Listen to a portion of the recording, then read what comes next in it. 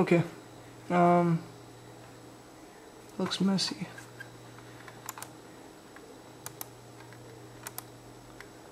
Alright, whatever. So basically, you know what? It could be that the resonant frequency, like it doesn't normally look like this. Maybe the resonant frequencies changed because. See, I don't know if the resonant frequency changes with the metal sphere. So I mean, if it's bigger, maybe because it would have some capacitance, right? Maybe it would change the resonant frequency. And I've had these for a while. I've been messing around with it, so it's not exactly the same shape as it used to be. Alright, let's see. Let's look at one value. Let's look at peak to peak. Okay, so we'll look at channel 1 first. So the peak to peak is 4.8 volts.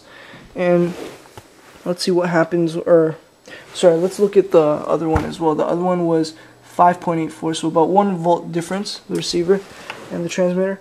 So let's see, when I touch it, nothing happens on that side, but that end, where's it? That end turns off. Right now my hand is still on it, and my leg is kind of in front of it, which could be causing some interference. I believe it is, because when I move away from it, it gets slightly brighter.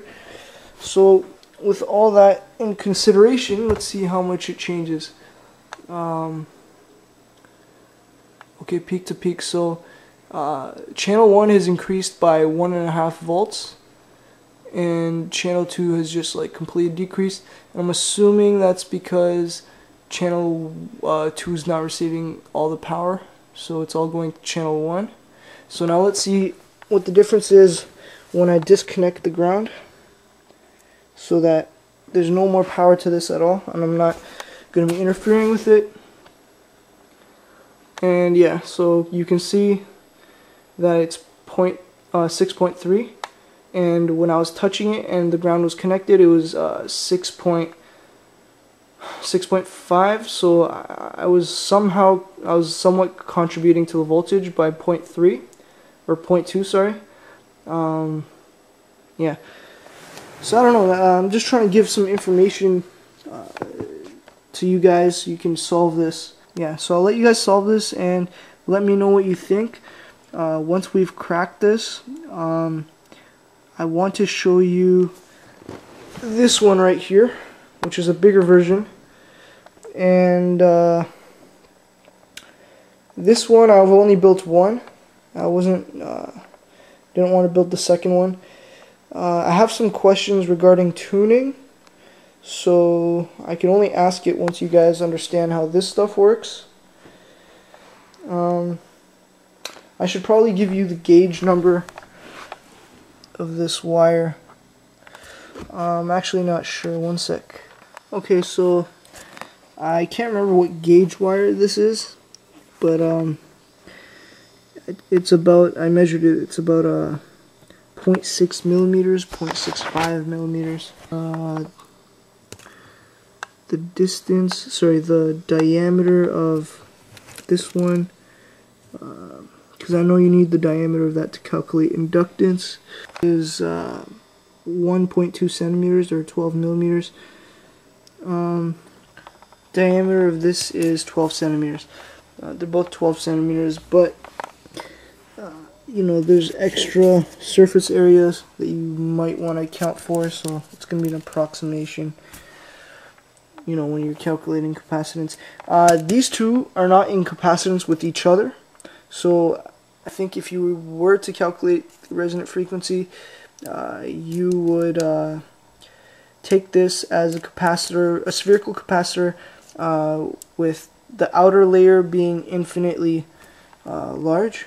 Infinitely, like the distance between them would be infinite, because there's no electric field like, yeah, between these two, the electric, like, it's too far for the electric field to really have an effect on the readings. I should probably show you the difference in readings when there is when it's close and far. Okay, so we already saw the readings at this distance. I can't move it more back, I can move it closer though, so you can observe the difference. Shouldn't be too much difference. I mean, the magnetic field probably does have an effect, but only when it gets really close. Okay, so let's see here. What do we have? We'll look at peak to peak. So channel 2, we'll see it says about 6 volts, and it's this close. So let's move it back to over here. That's as far as we can go for now.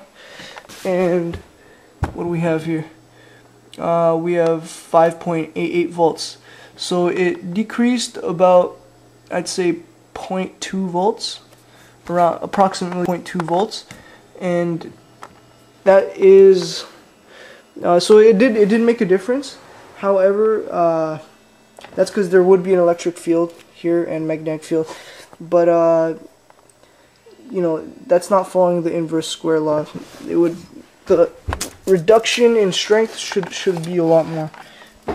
Here, this is like a reference. You can the difference is about, oh, you can look at it here. It's about 29 inches, and when it was close, so you can just calculate that, it was about here, which is, I'd say, we'll approximate it at like 5 inches, 5 to 6 inches. And yeah, if you calculate that, I'm pretty sure it's not following the inverse square law. Okay, bye for now. Okay, I believe one more test is appropriate. So I'm going to have this right here in front, and you're going to see that there's no change in the strength of the field. Alright, so you can see it's blocked, and let me see if I can get this. Yes, okay, see, it's 5.91. I'm going to lift it up, and it's 5.91 or 94, 88. I'm going to put it back down. And put it back down.